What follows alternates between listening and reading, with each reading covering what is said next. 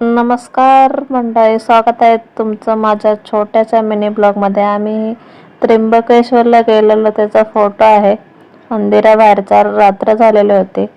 आमचा प्रवास तर सकाळी सुरू झालेला होता 9च्या दरम्यान, कारण आम्ही स्कूटीवरून लॉंग ड्राईव्हचा विषय म्हणून गेलेलो होतो. बघू म्हटलं एक वार स्कूटीवरून ट्राय करू, तसे एक्सेस आहे आमची.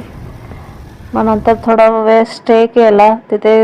साई दर्शनाला चाललेले पायी भाविक पण होते खूप काही. ते पण थोडा विश्रांती करायसाठी तिथे स्टे होता. खाऊ पण होतं बऱ्याचपैकी, ऊसाचा रस वगैरे. ज्यांनी जेवण घेऊन आले ते पण होते.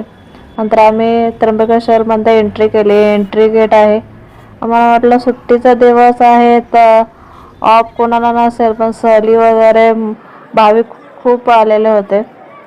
गर्दी खूप होती. 4-5 तास झाले दर्शनाला, पण रांगेत उभा राहून मुलं पण कंटाळले होते.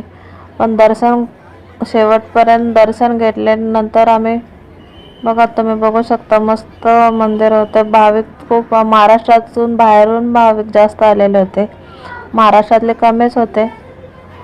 आम्ही दर्शन घ्यायसाठी म्हटलं रांगेतच उभं राहायचं. एवढ्या लांबून गेलो तर दर्शन घ्यायचं. बाहेर पडलो तर असा परिसर होता.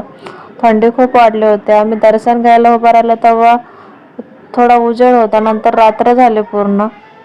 मंदिराबाहेरचा फोटो काढले आम्ही. थोडा फोटो काढून परत निघालो आमच्या दुसऱ्या प्रवासाला. ते पण टाक